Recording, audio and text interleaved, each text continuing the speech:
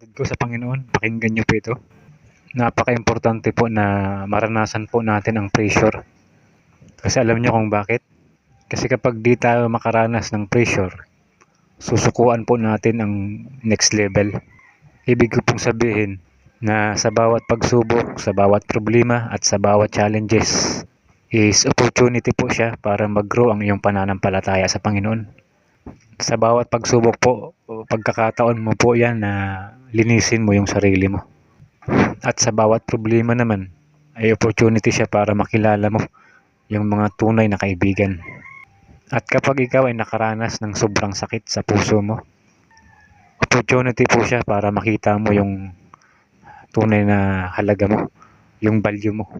Pero tandaan niyo po na si Satanas, lagi po siyang nag-aabang para lang ikaw ay sirain. Sabi nga sa kanyang salita, ang diablo ay parang leon. Anumang oras, handa siyang sumakmal. Pero ang Lord, gusto niya na maging flexible ka sa mga nararanasan mong pressure, challenges at problema. Kapag may pressure, kapag may challenges, tuwang-tuwa sa Satanas at gustong-gusto niya na sukuan mo.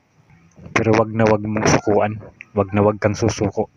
Dahil ang gusto ni Lord sa'yo, maging flexible ka sa iyong buhay. Kasi tandaan po natin na sabi niya sa kanyang salita, is lagi natin siyang kasama. Hindi na tayo pababayaan. So, ayun po. Maraming salamat po sa iyong panunood. God bless.